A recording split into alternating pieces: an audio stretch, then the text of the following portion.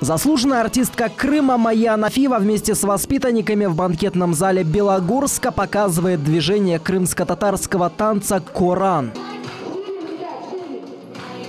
После небольшого выступления перед зрителями руководитель ансамбля Майя Анафиева по итогам учебного года наградила танцовщиков грамотами.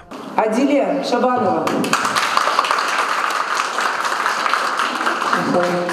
17-летняя Адиле Шабанова в ансамбле «Йылдызлар» танцует уже 4 года. За это время побывала во всех городах Крыма. Участвовала в конкурсах «Земля талантов» и «Крым в моем сердце». Сегодня получила грамоту за добросовестный труд. Нравится мне именно крымско-татарские танцы. Мне нравится, как мои верно подчеркивают каждый элемент крымско-татарского танца.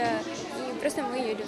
В этом году ансамблю «Йылдызлар» исполнилось 15 лет. В коллективе занимаются более 100 человек в возрасте от 15 до 18. Наши дети очень талантливые. В каждом ребенке есть изюминка. Они показали сегодня открытый урок. Я горжусь своими детьми. Председатель Государственного комитета по делам межнациональных отношений депортированных граждан Республики Крым Ленур Абдураманов награждает руководителя Майю Анафиеву почетной грамотой.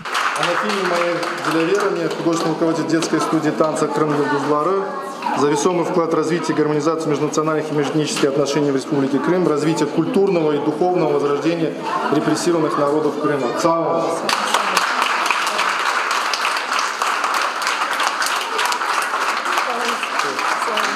Такими показательными концертами Майя Анафиева подвела итоги учебного года. Впереди у ансамбля каникулы. Мухаммед Зикрияев, Виталий Голубев, телеканал «Милет».